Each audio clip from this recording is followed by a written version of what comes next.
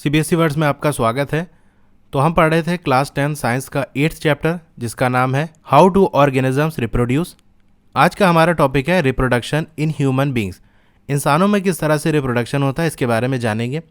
अभी तक हमने वैरायटी ऑफ मोड्स के बारे में जाना जो कि अलग अलग स्पीशीज़ यूज़ करती हैं रिप्रोडक्शन के लिए, ठीक है। अब हम उस स्पीशीज़ के बारे में जानेंगे जिसमें हमें सबसे ज़्यादा इंटरेस्ट है और उसका नाम क्या है, ह्यूमंस। यानी हम इंसान हैं तो इंसान के बारे में जानना ज़्यादा इंटरेस्टेड रहेंगे कि इंसानों में किस तरह से रिप्रोडक्शन होता है, यानी इंसानों में किस तरह से बच्चे पैदा होते हैं, इसके बारे में जानने में ज़्यादा इंटरेस्ट होगा। तो वही हम देखेंगे। तो सबसे पहला ये सवाल होता है कि कौन सा मोड यूज़ करते हैं ह्यूमन। तो ह्यूमन यूज़ करते हैं सेक्सुअल मोड ऑफ रिप्रोडक्शन। तो ये एक क्वेश्चन इस तरह से एग्जाम में बन सकता है, ठीक है। कौन सा मोड? Sexual mode. अब ये प्रोसेस किस तरह से वर्क करता है इसके बारे में हम बात कर लेते हैं, ठीक है।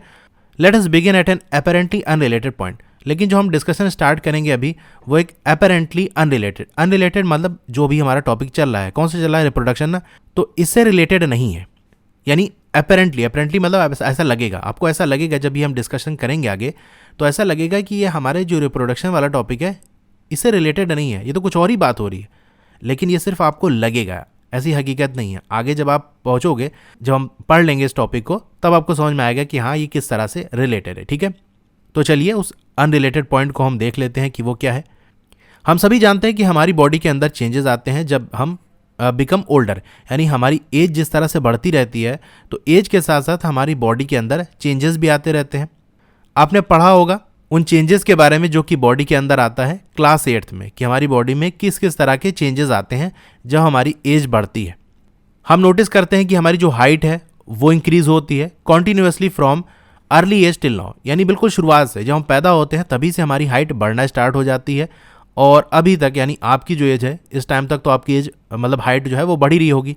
हाइट के अलावा और भी चीज़ बढ़ती है, जैसे आपका वेट हो गया, ठीक है, ये भी बढ़ता है। कुछ लोग ज़्यादा खा लेते हैं तो उनका कुछ ज़्यादा ही वेट बढ़ जाता है, ठीक है। तो ये चीज़ क्या होती है, बचपन से स्टार्ट होती है। ये वो चेंजेस हैं। हमारे दांत निकलते हैं और जो पुराने दांत हैं वो टूटते हैं, जिसे हम सो कॉल्ड मिल्क टीथ कहते हैं, यानी दूध वाले दांत होते हैं वो टूटते हैं बचपन में। और जब टूटते हैं तो बहुत बुरा लगता है क्योंकि हम खुल के हंस भी नहीं सकते। तो दूध वाले दांत, जो पुराने दांत होते हैं वो टूटते हैं, नए दांत निकलते हैं, ठीक है। तो ये सारी चीज़ें होती हैं। तो ये जो सारे चेंजेस हैं, चाहे वो हाइट का बढ़ना हो या वेट का बढ़ना हो, दांत का टूटना और निकलना हो, इसे हम एक ग्रुप में रख सकते हैं under the general process of growth.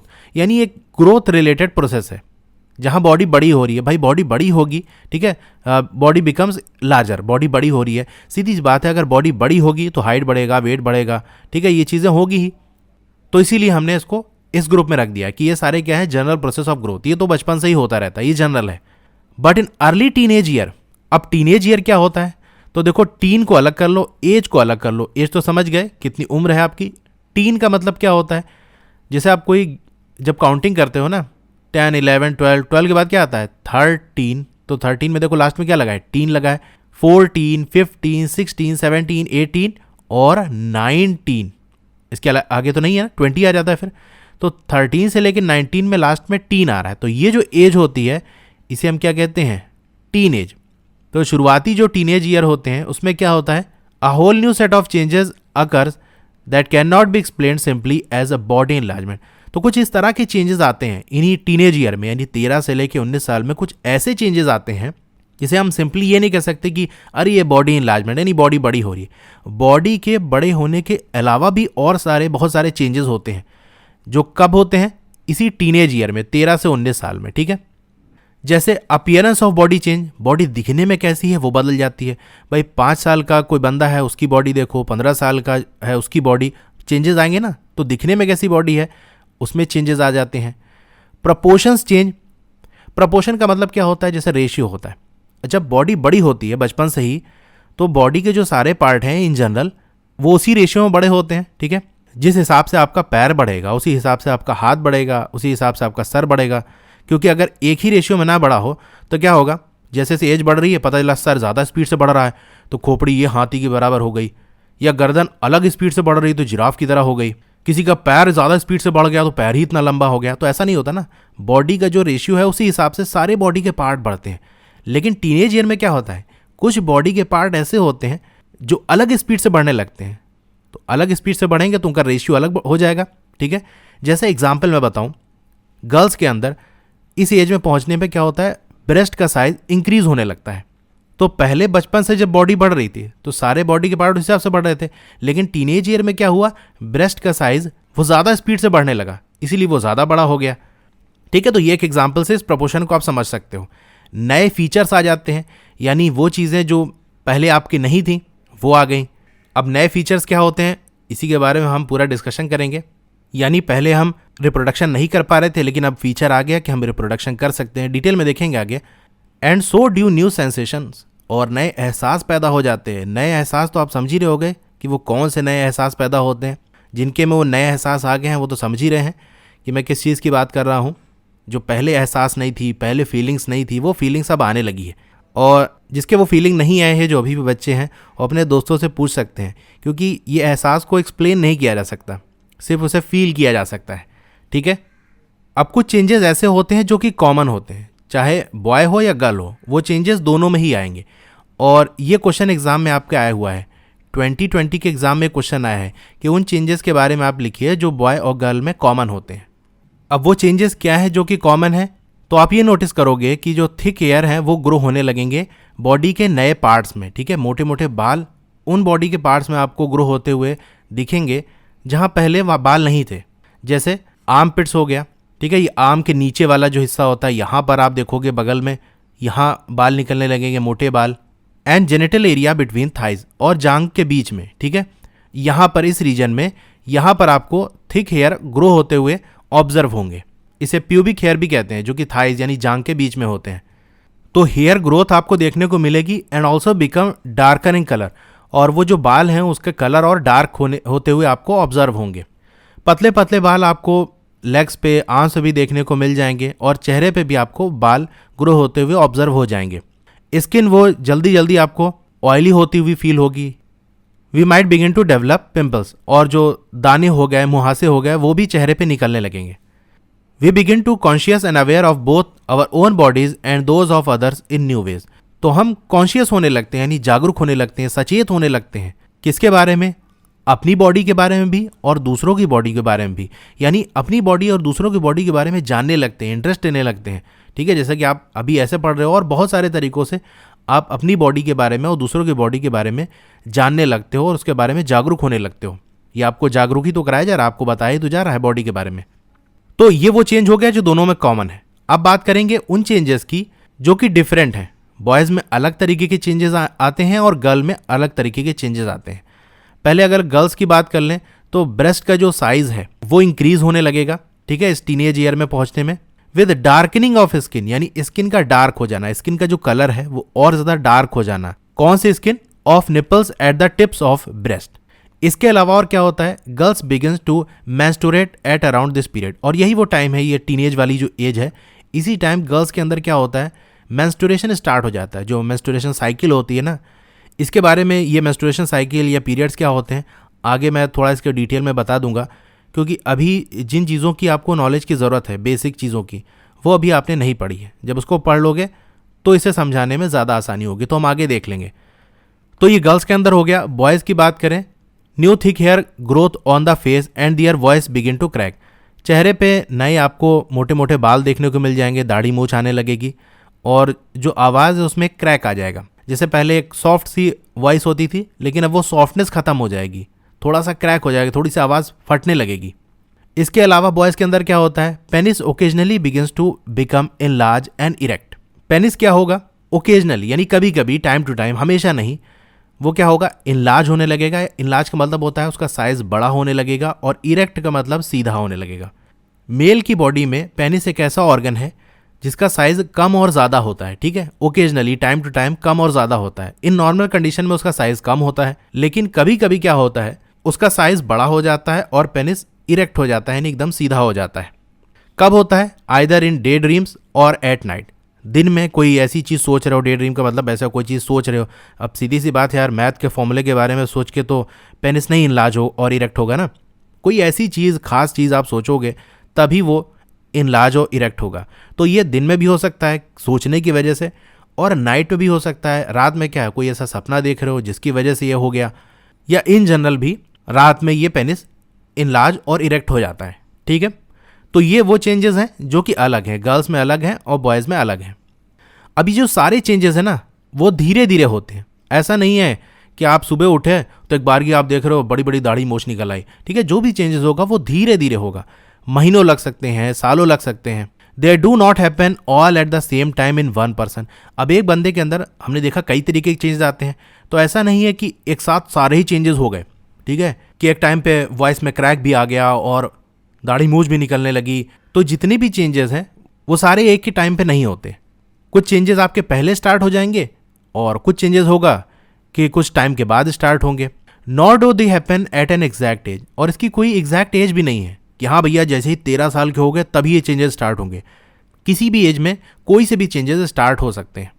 कुछ लोगों के अंदर ये जो चेंजेस हैं वो अर्ली स्टार्ट हो जाते हैं, नहीं बहुत जल्दी स्टार्ट हो जाते हैं। जल्दी का मतलब ऐसे नहीं कि 1-2 साल में स्टार्ट हो जाए, 10, 12, 13 इस तरह के एज में स्टार्ट हो जाते हैं। और क्विकली यानी वो चेंजेस बहुत जल्दी कंप्लीट हो जाते हैं। और कुछ ऐसे होते हैं जिनके अंदर बहुत धीरे धीरे चेंजेस आते हैं। इसके अलावा each changes does not become complete quickly either.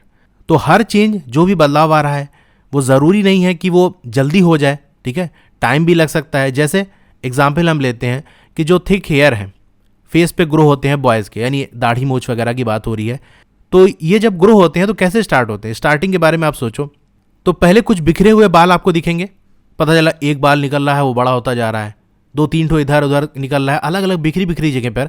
फिर धीरे धीरे क्या होता है वो और ज़्यादा ग्रो होने लगता है और यूनिफॉर्म होने लगता है, यानी सारे जगह पर चेहरे पे एक बराबर से बाल निकलने लगते हैं। पहले वो 1-2 करके निकल रहे थे। Even so all these changes show differences between people. और हर किसी का जो फेस पे हेयर है वो अलग अलग तरीके के होते हैं, ठीक है। अलग अलग तरीके की लोगों की दाढ़ी और मूंछ होती है। जैसे अलग अलग लोगों की जो नोज़ है और फिंगर से अलग होती है, उसी तरह से जो आपका पैटर्न ऑफ हेयर ग्रोथ है वो भी अलग होता है। किसी के आप देखते हो ये कलम के पास पहले दाढ़ी के बाल निकलने लगते हैं, किसी के चिन के पास पहले हेयर ग्रो होने लगते हैं, किसी के दाढ़ी पहले निकलती है, किसी की मूंछ पहले निकलती है, ठीक है। तो अलग अलग लोगों का अलग है। इसी तरह जो साइज़ और शेप है, चाहे हम ब्रेस्ट की बात कर लें या पेनिस की बात कर लें, वो भी अलग अलग लोगों का अलग होता है। ये सारे जो चेंजेस हैं वो क्या है? Aspects of sexual maturation of body, यानी ये सेक्सुअल मैच्योरेशन के ही सारे पहलू हैं। यानी ये वो साइन हैं जो कि ये बता रहे हैं कि कोई भी इंसान क्या हो रहा है, वो सेक्सुअली मैच्योर हो गया है। ये साइन आपको देखने को मिल जाए तो आप समझ जाओगे कि वो सेक्सुअली मैच्योर हो गया है। सेक्सुअली मैच्योर होने का मतलब ये है कि वो रिप्रोडक्शन कर सकता है, उससे बच्चे पैदा हो सकते हैं, ये होता है मतलब। अब सवाल उठता है कि इस एज पे पहुंच के बॉडी सेक्सुअल मैच्योरेशन क्यों शो करती है? हमने इस बारे में पढ़ा है about the need for specialised cell type in the multi cellular bodies to carry out specialised function. अब जो मल्टी सेलुलर बॉडी होती है जिसमें बहुत सारे सेल होते हैं, उसमें सबका काम बटा होता है। कुछ सेल का अपना अलग काम है, कुछ का अलग काम है, ठीक है। तो हर किसी का अपना एक स्पेशल फंक्शन होता है। इसी तरह से creation of germ cell to participate in sexual reproduction is another specialised function. तो एक स्पेशल फंक्शन सेल्स का ये भी है, कुछ ग्रुप ऑफ सेल को ये फंक्शन दे दिया गया कि तुम क्या करो, जर्म सेल को क्रिएट करो। और जर्म सेल से क्या होगा? रिप्रोडक्शन होगा, सेक्सुअल रिप्रोडक्शन होगा। हमने प्लांट्स में देखा था कि प्लांट्स क्या स्पेशल सेल डेवलप कर लेते हैं और टिश्यू डेवलप कर लेते हैं। टिश्यू क्या होता है? सेल से मिलकर टिश्यू बनता है। तो ढेर सारे सेल डेवलप होंगे तो टिश्यू बन जाएगा। तो प्लांट्स ये डेवलप करते हैं, ठीक है। इसी तरह ह्यूमन बींग भी एक खास टिश्यू डेवलप करते हैं इस पर्पज़ के लिए, ठीक है। किस पर्पज़ के लिए? सेक्सुअल रिप्रोडक्शन के लिए। लेकिन जब बॉडी किसी भी इंडिविजुअल की ग्रो हो रही होती है ताकि वो एडल्ट साइज यानी एक बड़े इंसान की जो साइज़ है उस तक पहुंच जाए, उस टाइम जो बॉडी के रिसोर्सेज होते हैं, यानी जो भी आप खा रहे हो, जो भी तरह की एनर्जी आ रही है, वो डायरेक्ट हो जाती है एट अचीविंग दिस ग्रोथ। यानी जो एनर्जी है वो किस काम में लग रही है? ग्रोथ करने में, बॉडी को और बड़ा करने में यूज हो रही है।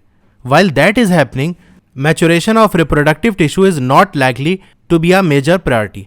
तो जब बॉडी बड़ी हो रही होती है तो सारी जो आपकी एनर्जी है वो बॉडी को बड़ा करने में यूज हो जाती है।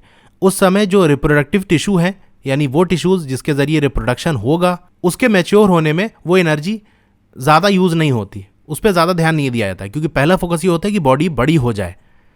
लेकिन जब रेट ऑफ बॉडी ग्रोथ क्या होता है? जब स्लो डाउन होता है, यानी एक टाइम पहुंचेगा आपकी जो बॉडी की जो हाइट वगैरह है वो धीरे हो जाएगी, तो उस समय क्या होता है? फिर जो एनर्जी है वो कहाँ यूज़ होगी? रिप्रोडक्टिव टिश्यू को मैच्योर करने में, ठीक है। पहले जब बॉडी बड़ी हो रही थी तो सारी एनर्जी उधर लग जा रही थी, कुछ थोड़ी इधर लग रही थी। लेकिन अब क्या हो, बॉडी की जो ग्रोथ है वो धीरे हो गई, तो अब जो एनर्जी है वो ज़्यादातर किसी में यूज़ हो रही है कि जो आपका रिप्रोडक्टिव टिश्यू है उसे मैच्योर किया जाए, उसे इस लायक बनाया जा सके कि वो रिप्रोडक्शन कर सके। This period during adolescence is called puberty. यही जो पीरियड होता है जिस समय रिप्रोडक्टिव टिश्यू की मेच्योरिटी आ रही होती है उसे हम प्यूबर्टी कहते हैं। अब ये 2 वर्ड है, इसको बारे में 8th क्लास में पढ़ा होगा, थोड़ा सा बता देता हूँ। एडोलसेंस क्या होता है? चाइल्ड से यानी बच्चे से एडल्ट यानी एक पूरा अच्छा भला इंसान बनने में का जो बीच का जो ये प्रोसेस होता है, बीच का जो पूरा पीरियड होता है उसे हम एडोलसेंस कहते हैं। कोई भी बंदा ना वो पूरी तरह से बच्चा होता है ना पूरी तरह से वो एडल्ट एक जवान इंसान होता है, उसके बीच के फेस में होता है, यानी बच्चे से एडल्ट में वो कन्वर्ट हो रहा होता है। और इसमें बहुत तरीके के चेंजेस आते हैं, बॉडी में भी चेंजेस आते हैं, उसके मेंटल स्टेटस यानी दिमाग में सोचने समझने की जो एबिलिटी है उसमें चेंजेस आते हैं, उसके इमोशंस में चेंजेस आते हैं। ठीक है, बहुत सारे चेंजेस इस एडोलसेंस पीरियड में आते हैं। अब प्यूबर्टी क्या है, ये क्वेश्चन आया हुआ है एग्जाम में, 2020 में क्वेश्चन आया है। मैं पेपर कराऊंगा तो इसको करा दूंगा। ठीक है, अभी ऐसे समझ लो, जो भी मुझे याद आ रहा है, जो मैंने नोट किया है उसको मैं दिखा दे रहा हूँ। तो प्यूबर्टी की डिफिनेशन आपके एग्जाम में पूछी जा चुकी है 2020 में, इसीलिए मैं इसको करा दे रहा हूँ। ठीक है, आप इसे नोट कर लेना अपनी बुक में। प्यूबर्टी क्या है? Age at which sex hormones begin to produce and boy and girl become sexually mature. यानी वो एज होती है, प्यूबर्टी वो एज है जहां पर सेक्स हार्मोन्स जो है वो प्रोड्यूस होने लगते हैं और गर्ल और बॉय सेक्सुअली मैच्योर हो जाते हैं। सेक्सुअली मैच्योर का मतलब एबल टू रिप्रोड्यूस, यानी वो रिप्रोडक्शन कर सके, ये एबिलिटी उनके अंदर आ जाती है, ये क्षमता उनके अंदर आ जाती है कि उनसे बच्चे पैदा हो सके। तो वही जो एज होती है उसे हम प्यूबर्टी कहते हैं। ठीक है, तो ये जो सारे चेंजेस हमने देखे, जो भी हमने बात की, तो कह रहा कैसे ये रिप्रोडक्टिव प्रोसेस से रिलेटेड है। क्योंकि जब हमने स्टार्ट किया था तो हमने क्या देखा था कि हम ऐसा डिस्कशन करने वाले हैं जो आपको देखने में लगेगा कि हमारे टॉपिक से हट कर है। तो ये कह रहा है कि हमें इस रिप्रोडक्टिव प्रोसेस से क्या इसका लेना देना है, जो भी हमने देखा। तो हमें ये याद रखने की ज़रूरत है कि सेक्सुअल मोड ऑफ रिप्रोडक्शन में क्या होता है। जो जर्म सेल्स होते हैं ना, मेल और फीमेल दोनों के, ठीक है, 2 इंडिविजुअल के, वो ज्वाइन होते हैं टुगेदर। दोनों के जो जर्म सेल्स हैं वो ज्वाइन होते हैं। और ज्वाइन कैसे होंगे? पहले दोनों इंडिविजुअल अपने जर्म सेल को रिलीज करेंगे। ठीक है, तो कुछ जगह पर क्या होता है, ये एक्सटर्नल रिलीज होता है, जर्म सेल्स जो होते हैं वो बाहर रिलीज होते हैं बॉडी के, जैसा कि फ्लावरिंग प्लांट्स में होता है। वो अपने जो जर्म सेल्स होते हैं वो बाहर रिलीज करते हैं और वहां जाके दोनों मिलते हैं, ज्वाइन होते हैं। तो ये एक्सटर्नल हो गया, बाहरी हो गया। और ऐसा भी हो सकता है कि 2 जो इंडिविजुअल हैं, मेल और फीमेल है, उनकी बॉडीज के अंदर internal transfer of germ cell for fusion. Fusion के लिए, यानी दोनों जर्म सेल मिलकर जब एक यूनिट बन जाते हैं तो हम कहते हैं कि दोनों जर्म सेल का फ्यूजन हो गया। तो एक्सटर्नल हो सकता है जैसे कि फ्लावरिंग प्लांट में हो गया, और इंटरनल हो सकता है यानी बॉडी के अंदर हो सकता है, जैसा कि बहुत सारे एनिमल्स के अंदर होता है। अब एनिमल्स में ऐसे थोड़ी ना होता है कि जर्म सेल ब्लूटूथ के जरिए ट्रांसफर हो रहा है, बल्कि बॉडी के अंदर उसको ट्रांसफर होता है internally. If animals are to participate in this process of mating, their state of sexual maturity must be identifiable by the other individuals. तो अगर एनिमल्स की बात करें तो इस केस में अगर वो मेटिंग कर रहे हैं, मेटिंग मतलब सेक्स कर रहे हैं, तो उस केस में दोनों एक दूसरे के बारे में ये जान रहे हो कि हाँ ये सेक्सुअली मैच्योर हो, क्योंकि रिप्रोडक्शन तभी होगा जब दोनों यानी मेल और फीमेल सेक्सुअली मैच्योर हों। तो जो सेक्सुअल मैच्योरिटी है ये पहचान में आनी चाहिए, यानी देखने से पता चल जाए कि हाँ ये सेक्सुअली मैच्योर है, ये रिप्रोडक्शन कर सकता है। ठीक है, उसके क्या साइंस होते हैं सेक्सुअल मैच्योरिटी के, हमने देखा है कि फेस पे बाल आ जाना, पेनिस का इनलाज होना, ये सारी चीज़ें क्या होती हैं बॉयज़ की अगर बात करें तो ये सेक्सुअल मैच्योरिटी के साइन होते हैं। तो बहुत सारे चेंज जो प्यूबर्टी के अंदर होते हैं, जैसे कि नए हेयर ग्रोथ के पैटर्न हो गए, ये इस बात के सिग्नल है कि सेक्सुअल मैच्योरेशन वो हो चुकी है, यानी वो जो इंडिविजुअल है वो सेक्सुअली मैच्योर हो चुका है। आप देख के ही पता कर सकते हो, कोई टेस्ट वगैरह कराने की ज़रूरत नहीं है। दूसरी तरफ अगर हमको जर्म सेल को ट्रांसफ़र करना है एक बॉडी से दूसरे बॉडी के अंदर, तो उसके लिए एक स्पेशल ऑर्गन की ज़रूरत होगी जिसके ज़रिए सेक्सुअल एक्ट यानी सेक्स कर सके। वो ऐसे ऑर्गन की ज़रूरत पड़ेगी जिसके थ्रू सेक्स कर सके। जैसे पेनिस हो गया, जब वो इस कैपेबल हो कि इरेक्ट हो सके। अगर इरेक्ट नहीं हो पा रहा है यानी वो सीधा नहीं हो पा रहा है तो सेक्सुअल एक्ट नहीं हो पाएगी। इन मैमल्स जैसा कि ह्यूमंस की बात करें तो baby is carried in the mother's body for a long period. तो बेबी कहाँ पर रहता है? मदर की बॉडी के अंदर, यानी माँ की बॉडी के अंदर वो लंबे समय तक रहता है। And will be breast fed later, और उसे फिर दूध पिलाया जाता है छाती से बाद में जब वो पैदा हो जाता है। तो इसलिए जो फीमेल रिप्रोडक्टिव ऑर्गन्स है और जो आपका ब्रेस्ट है, ठीक है। एक तो रिप्रोडक्टिव ऑर्गन है वो भी पूरी तरह से वर्किंग कंडीशन में आ चुका हो, और जो ब्रेस्ट है वो भी इतना मैच्योर हो चुका हो टू एकोमोडेट दीज पॉसिबिलिटीज, कि ये जो चीज़ें हैं वो कर सके। यानी अगर फीमेल की बात करें तो फीमेल का जो रिप्रोडक्टिव ऑर्गन है वो भी पूरी तरह से काम कर रहा हो, और जो ब्रेस्ट है वो भी इतना मैच्योर हो चुका हो कि जब बच्चा पैदा हो तो उसमें से मिल्क रिलीज हो सके। तो चलिए हम देखते हैं system involve in the process of sexual reproduction. तो यहाँ पर आकर ये आज का हमारा टॉपिक कंप्लीट हो जाता है, ठीक है। तो सारी वीडियोस जो मैं बना रहा हूँ वो आपको प्लेलिस्ट से मिल जाएंगी। वो प्लेलिस्ट कहाँ से मिलेगी उसके बारे में हम बात कर लेते हैं। इसी तरह की और वीडियोस देखने के लिए या किसी और दूसरे सब्जेक्ट की और वीडियोस देखने के लिए आप यूट्यूब पे सर्च करना चैनल का नाम CBSE वर्ड्स, चाहे लोगो पे या फिर जहाँ CBSE वर्ड्स लिखा है उस पर आप क्लिक करोगे, फिर आपको होम वीडियो प्लेलिस्ट दिख रहा होगा, आपको प्लेलिस्ट पे क्लिक करना है, नीचे स्क्रॉल डाउन करना है तो आप देखोगे ये CBSE क्लास 10 वाला सेक्शन आ गया और 3 प्लेलिस्ट में दिख रही है। नीचे एक डाउन एरो होगी उस पर आप क्लिक करोगे तो सारी CBSE क्लास 10 की प्लेलिस्ट आपको दिख जाएगी, history, civics, economics, geography, science, maths. तो यहाँ से भी जो भी आप वीडियो देखना चाहते हो देख सकते हो। और दूसरा तरीका ये है कि आप वीडियो के नीचे राइट साइड कॉर्नर में एक एरो दी होगी, उस पर क्लिक करोगे तो डिस्क्रिप्शन ओपन हो जाएगा। डिस्क्रिप्शन में सारे प्लेलिस्ट के लिंक दिए हुए हैं, तो वहाँ से भी आप प्लेलिस्ट देख सकते हो। मेरा टेलीग्राम ग्रुप है, आप उसे भी ज्वाइन कर लो, फेसबुक पेज है उसे भी लाइक कर लो, सबका लिंक आपको डिस्क्रिप्शन में मिल जाएगा। तो आपको ये वीडियो कैसी लगी कमेंट करके ज़रूर बताइए। अच्छी लगी हो तो लाइक करिए और चैनल पर नए हैं तो सब्सक्राइब कर लीजिए, और उसके बगल में एक बेल का आइकन होगा उसको दबा के ऑल पे क्लिक कर देंगे तो जब भी नई वीडियो आएगी आपको मैसेज आ जाएगा। ओके, तो फिर मिलते हैं अगली वीडियो में। Thank you.